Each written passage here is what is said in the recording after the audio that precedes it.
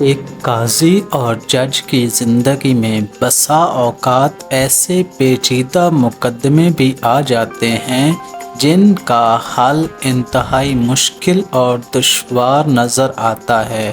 دراصل اس طرح کے مقدمات اس بات کا فیصلہ بھی کر دیتے ہیں کہ قاضی کن صلاحیتوں کا حامل ہے اور عقل و دانش کے کس بلند رتبے پر فائز ہے۔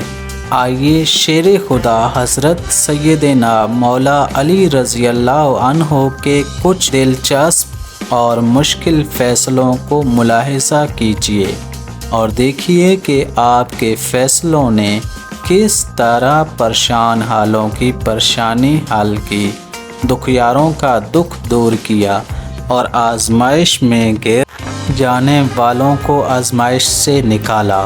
غلام کون ہے؟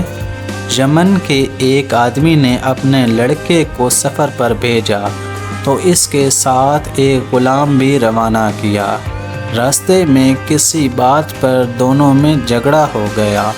کوفہ پہنچ کر غلام نے دعویٰ کر دیا کہ یہ لڑکا میرا غلام ہے اور میں اس کا آقا ہوں۔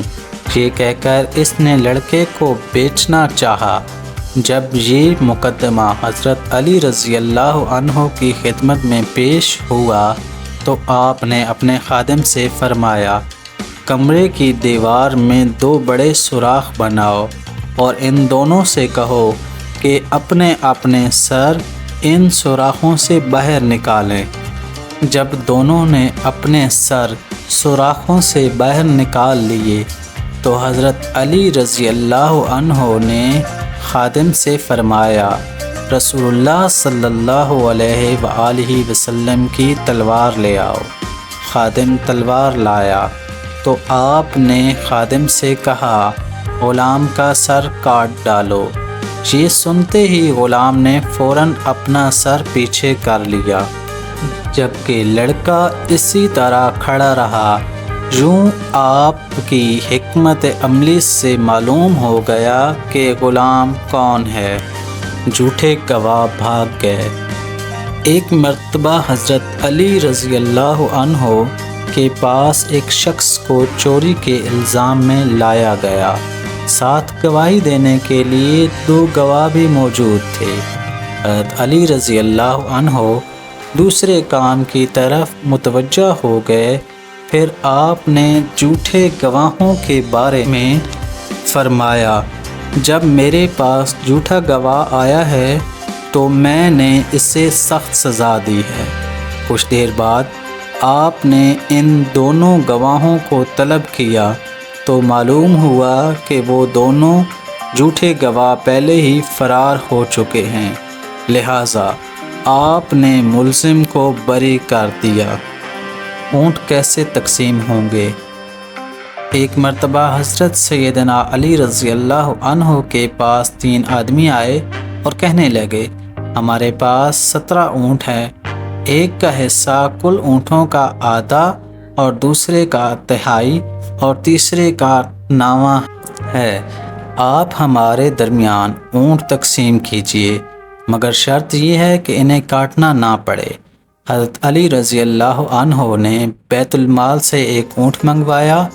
اب 18 اونٹ ہو گئے۔ پہلے شخص جس کا حصہ تمام اونٹوں میں آدھا تھا، اس سے 18 کے آدھے یعنی 9 اونٹ دے دیے۔ دوسرا شخص جس کا حصہ تہائی تھا، اس سے 18 کا تہائی یعنی 6 اونٹ دے دیے۔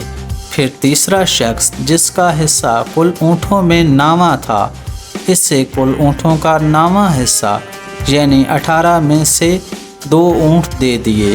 اس طرح آپ رضی اللہ عنہ کے حسن تدبیر سے ایک مشکل مسئلے کا فیصلہ کر دیا اور 9، 6 اور 2 اونٹ ملا کر کل 17 اونٹ ان تینوں میں تقسیم بھی کر دیے اور کسی اونٹ کو کاٹنا بھی نہ پڑا۔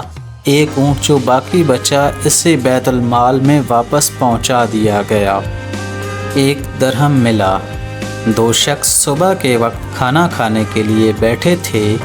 ایک کے پاس 5 روٹیاں جبکہ دوسرے کے پاس 3 روٹیاں تھیں۔ اتنے میں ادھر سے ایک شخص گزرا۔ ان دونوں نے اس کو بھی اپنے ساتھ بٹھا لیا اور تینوں نے وہ 8 روٹیاں مل کر کھا لیں۔ تیسرے شخص نے جاتے ہوئے 8 درہم ان دونوں کو دیے اور کہا، میں نے تمہارے ساتھ جو کھانا کھایا ہے اس کی یہ قیمت ہے، تم اسے آپس میں تقسیم کر لو۔ اب ان دونوں میں تقسیم پر جھگڑا ہوا۔ 5 روٹیوں والے شخص نے کہا، میں 5 درہم لوں گا کہ میری روٹیاں 5 تھیں، اور تم 3 درہم لو کہ تمہاری روٹیاں 3 تھیں۔ دوسرے نے کہا، نہیں، رقم آدھی آدھی تقسیم ہوگی۔ دونوں یہ معاملہ لے کر حضرت علی رضی اللہ عنہ کی خدمت میں حاضر ہوئے۔ آپ نے مشورہ دیتے ہوئے 3 روٹی والے شخص سے فرمایا، تمہارا ساتھی جو تمہیں دے رہا ہے اسے قبول کر لو، کیونکہ اس کی روٹیاں زیادہ تھیں۔ وہ کہنے لگا، میں صرف انصاف والی بات کو قبول کروں گا۔ آپ نے فرمایا، انصاف یہی ہے کہ تم 1 درہم لو اور تمہارا ساتھی 7 درہم لے۔ اس نے حیرت سے کہا، میرے ساتھی نے مجھے 3 درہم دینے چاہے لیکن میں راضی نہیں ہوا۔ آپ نے یہی مشورہ دیا مگر میں نے قبول نہیں کیا، اور اب آپ یہ فرما رہے ہیں کہ انصاف کے طریقے پر میرا حق 1 درہم بنتا ہے۔ آپ مجھے سمجھائیے کہ میرا حق 1 درہم کیسے ہے، پھر میں 1 درہم قبول کر لوں گا۔ آپ رضی اللہ تعالی عنہ نے فرمایا، 8 روٹیوں کے 24 حصے تم 3 آدمیوں نے کھائے، یہ پتہ نہیں کہ کس نے کم کھایا اور کس نے زیادہ کھایا، اس لیے یہ سمجھ لو کہ سب نے برابر برابر کھایا ہے، یعنی ہر ایک نے 8 حصے کھائے۔ تم نے اپنی 3 روٹیوں کے 9 حصوں میں سے 8 حصے کھا لیے، تمہارا 1 حصہ باقی رہا، اور تمہارے ساتھی نے اپنی 5 روٹیوں کے 15 حصوں میں سے 8 حصے کھائے، اس کے 7 حصے باقی رہے۔ تیسرے شخص نے تمہاری روٹیوں میں سے 1 حصہ کھایا اور تمہارے ساتھی کے 7 حصے کھائے۔ اب انصاف کے مطابق تم کو 1 درہم اور تمہارے ساتھی کو 7 درہم ملیں گے۔ تفصیل سننے کے بعد اس جھگڑنے والے شخص کو 1 درہم لینا پڑا۔ مرحوم کی وصیت۔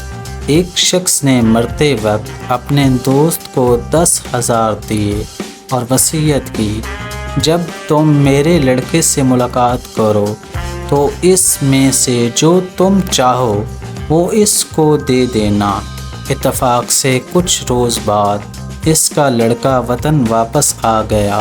اس موقع پر آپ رضی اللہ عنہ نے اس آدمی سے پوچھا، بتاؤ تم مرحوم کے لڑکے کو کتنا دو گے؟ اس نے کہا 1,000۔